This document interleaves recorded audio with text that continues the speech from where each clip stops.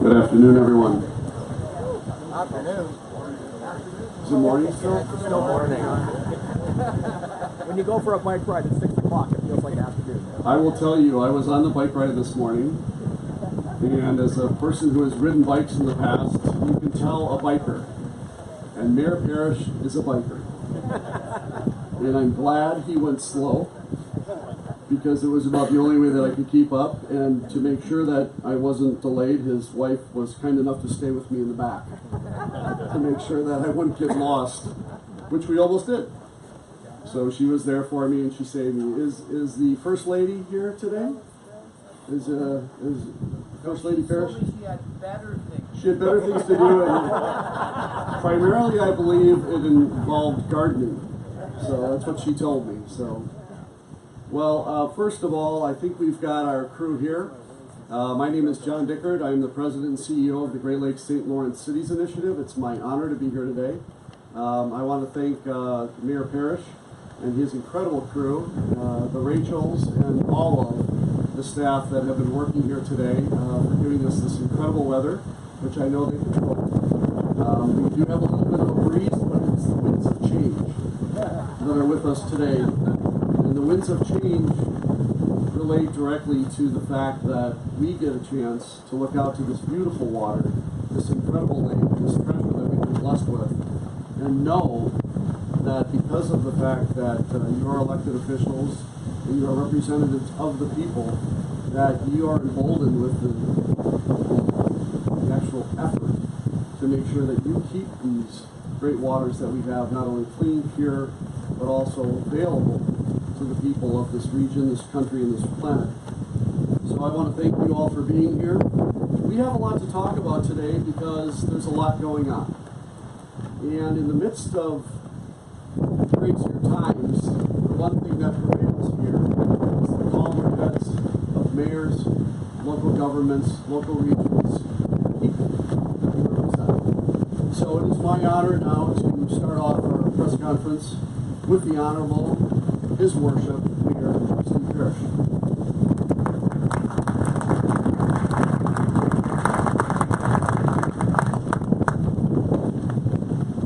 I want to assure you, John, that you were a very great cyclist this morning. You held up the reputation of Wisconsin. I'm very honored. This morning, when I made my remarks, I did not see in the room Mayor Don Mitchell of Whitby, and I want to acknowledge Mayor Mitchell's presence here today. Mayor Mitchell is a major force for the environment in Durham region. He's the chair of the Durham Roundtable on Climate Change that's actively looking at the effects of climate change and what we need to do to mitigate and adapt to the changes that are coming to us all the time. I've talked a little bit about this morning, and you hear me on and on going on our waterfront. We're here. There's 7 kilometers of this. You'll have a tour later as we go along the waterfront. And I just wanted you to note a few things as you see our waterfront this morning. You'll see a few places along the way where the path is brand new and has been diverted and it has some wooden fencing along it. That's shoreline we lost last year. And I know you lost shoreline. And I know that rising water levels and flooding is an issue for us all. So that's one thing. As you go along and you look down the lake, you're going to see some green. You're going to see some algae. It's already started and it's early June. You don't usually get it quite this early. That's because of phosphorus. And out here, that's because of point source phosphorus from the York Durham Water Pollution Control Plant. And that's a key issue for us, and it's a key issue in rural areas and urban areas. Phosphorus and algae blooms is a major issue. And as you get to the end of our tour, you'll be at the Carruthers Marsh. which is an area that is very susceptible to flooding. There are people that want to urbanize the headwaters of Carruthers that will cause massive flooding and erosion in the future if that happens. And that goes back to what I said earlier today. We have the planning tools to make sure good things happen and bad things don't happen, and to control our environment and to help what nature does naturally with respect to our water. I hope you enjoy your tour of the waterfront this morning. And with respect to the wind, I want to tell you that the Rachels and the staff and the volunteers arranged for this wind, because how could you get those flags to stand up for a photo op unless you had a good wind? Thank you all very much.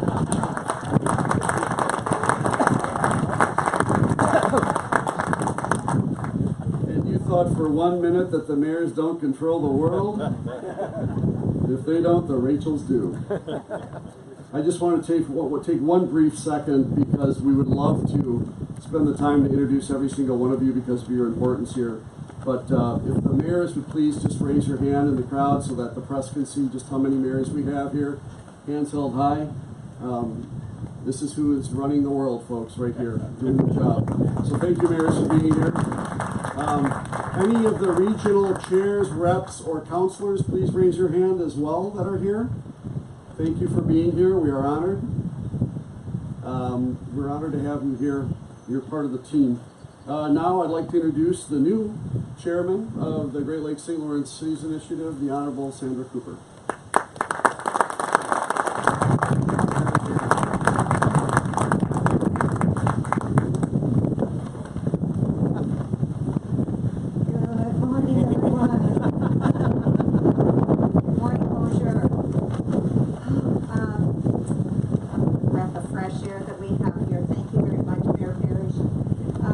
Are serious times for the Great Lakes St. Lawrence region. In the Cities Initiative, we are fond of saying we are mayors without borders.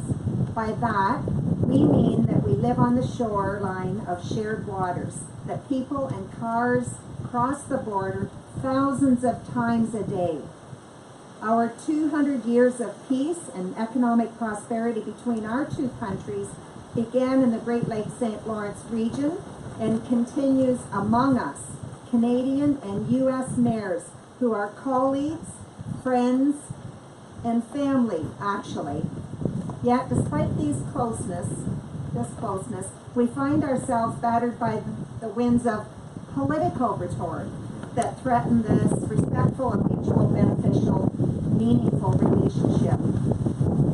Isolationist, protectionist measures will only hurt our two countries, and the Great Lakes and St. Lawrence region stands to lose the most. That is why, as mayors, we are speaking out to reject the rhetoric, to remind those outside of the region of our close-knit community, our integrated economy, and our awe-inspiring shared economy that need protection from both sides of the border. As a Canadian mayor on Georgian Bay, I know that the water that flows past my community has already passed Duluth and is on its way to Chicago, Detroit, Rimouski. The water is the ribbon that bonds us. It is a very special bond, and when it is threatened, we must speak out. I will now ask Mayor Paul Deister of Niagara Falls, New York, our good friend, immediate past president of Cities Initiative, to say a few words. Thank you.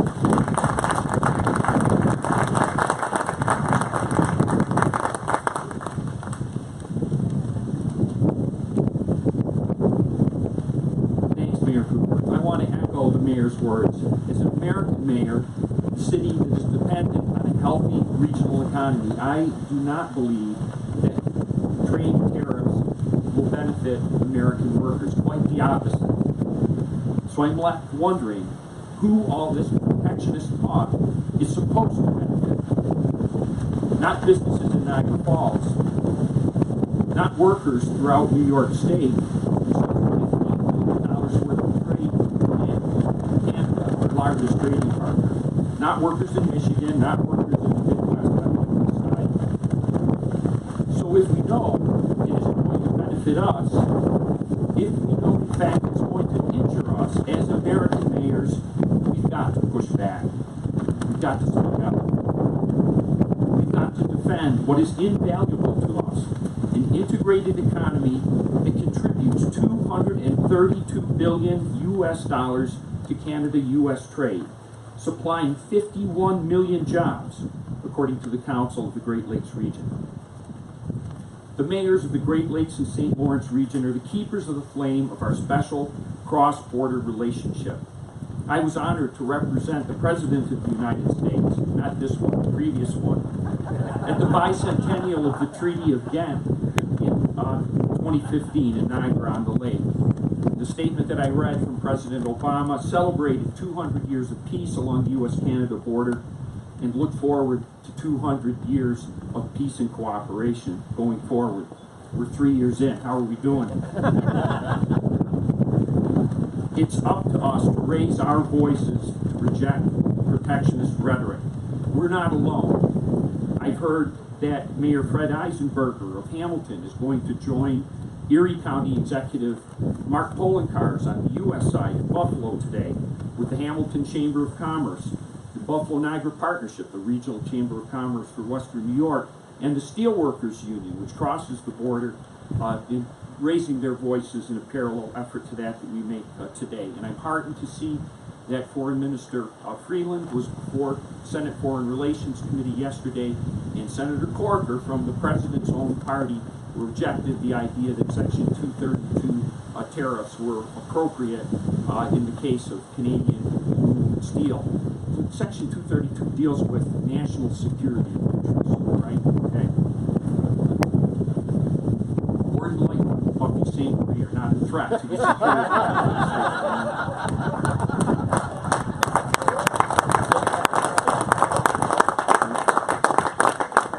We stand shoulder to shoulder with our Canadian friends in calling on our leaders to negotiate new trade rules in good faith and put the well-being of the people who live and work in the Great Lakes St. Lawrence region first. Switching gears, I'm now proud to hand over the podium to my colleague, the great mayor of the city of Mississauga, Bonnie Crombie, who's going to make an exciting announcement about some fantastic developments on the Canadian side we hope to emulate across the border.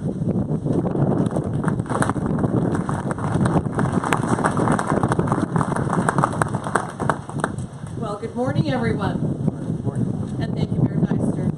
Today I'm very pleased to announce the creation of the Mayor's Council on Nature and Communities. This council will begin with Ontario mayors and will expand to other parts of the Great Lakes St. Lawrence region. The council will use the mayor's voice and influence to bring nature to people and people to nature. Specifically, the Mayor's Council on Nature and Communities will, first, support local efforts to protect habitat within municipal borders in a way that attracts people to spend time in nature that's close to home. Secondly, to support regional efforts to restore habitat migration paths in the Great Lakes St. Lawrence region through greater connectivity. And third, to contribute to the national effort to protect 17% of land and fresh water under the Convention of Biodiversity. Anyone who has camped or canoed in one of our magnificent provincial or national parks knows the calming effect of nature. It's the very best antidote to our fast-paced, screen-addicted lives. But we can't all run off to Algonquin Park or Clardy right after work, and that's why we believe it's important to bring nature right to our communities, making it more easily accessible anytime and to one and all. This can be done in any size municipality, from Severn Sound near Tay Township on Georgian Bay, to Rondo Bay near Lake Erie in Chatham-Kent, to Rouge National Park adjacent to Toronto and Markham near Lake Ontario. Natural areas also serve to make our communities more resilient to climate change by creating a sturdier tree canopy that cools us down, and meadows and wetlands that absorb runoff during intense storms. But we don't want to stop there.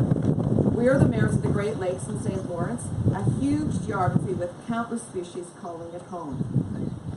We want to help support the region's rich and unique biodiversity by connecting our local conservation efforts to even bigger protected areas and to restore uninterrupted migratory pathways in the region.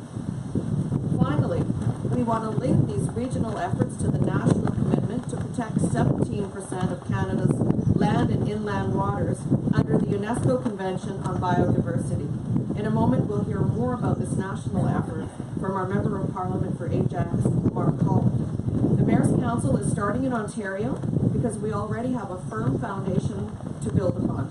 Municipalities are already putting policies in place in their official plans to enact national heritage strategies required under the Provincial Planning Act. In my own municipality of Mississauga, we've adopted a 20-year national heritage and urban forestry strategy that will protect, enhance, restore, and expand this natural space for generations to come. I'm very excited to be working with some outstanding mayors on this council, whom we met yesterday, and I'm pleased to be working with my fellow Cities Initiative Mayor, Mitch Tulin, Mayor of the Township of Huron-Kinloss, who will serve as the Vice Chair.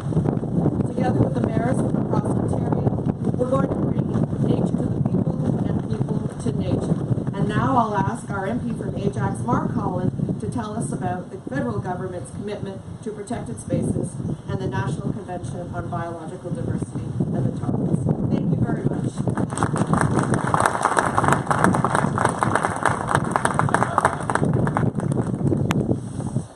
Thank you very much, Mayor Crombie. Your worships, ladies and gentlemen, it's a great pleasure and an honor to be here. And yes, unfortunately, I didn't have prepared notes on this windy day. Mayor Crombie did a remarkable job holding those notes together as you gave your remarks. Colleagues, I want to start by saying, first of all, to Mayor Deister and to our American mayors who are doing incredible work talking about the essential trading relationship that our two countries have and how vital that relationship is. And perhaps nowhere is that more evident in the Great Lakes area. The work that you do to promote trade and the work between our two countries is deeply appreciated and certainly has never been more important or prescient, and I am deeply appreciative of it. I want to say that as we deal with the effects of global climate change and the increase in severe weather, that the impacts within the Great Lakes Basin are significant. In my role as Permanent Secretary of Public Safety and Emergency Preparedness, we are very focused on ensuring that we build resiliency in communities. That's why we put $2 billion forward to deal with building at a community level, because we recognize it's at the municipal level, it's through municipal leadership, the dollars and funds to be able to build resiliency at that community level to make sure that we stop that devastation before it happens when we deal with flooding or with erosion or damage from flooding.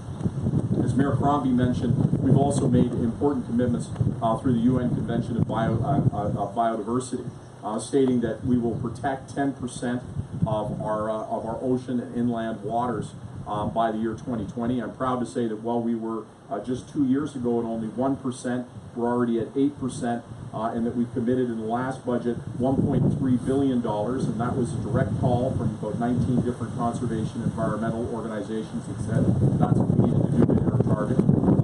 Well on the way to meeting that commitment, so vital, because we recognize that the Great Lakes are a tremendous resource, not only for biodiversity, not only for as a drinking source, but as we talked about earlier at the conference, it's a sense of identity for our country. So as we drink in this gorgeous spectacle that is behind us in this wonderful municipality, I just want to reiterate as well what I said at the conference to Mayor Parrish, to the council of the town of Ajax for the remarkable leadership and work on the environment and the protection of Lake Ontario. Thank you, and to your worships for all the work that you do every day to protect the Great Lakes and advance the interests of their protection. Thank you as well.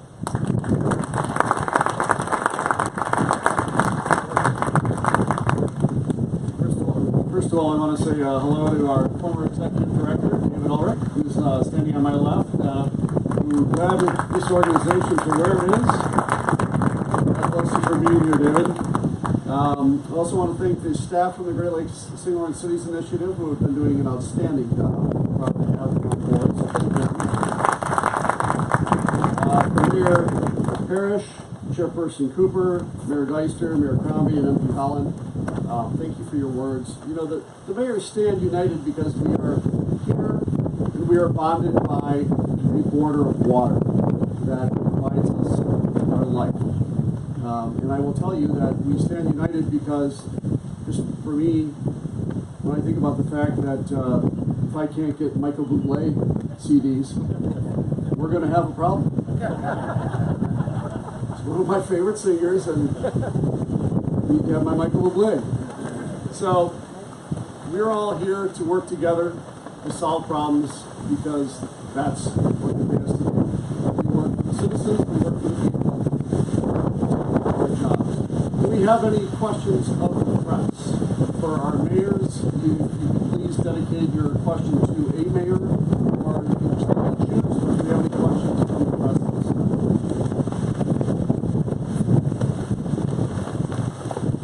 Any questions from our Facebook Live stream?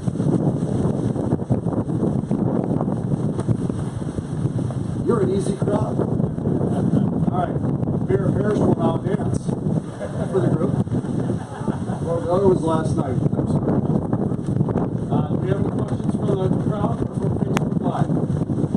All right, then what I would like to do is I would like to invite our mayors up on stage with us so that we can all stand united and let the world show that we will work together on the issues of common interest. So everybody, all the mayors, come on up, and all the representatives.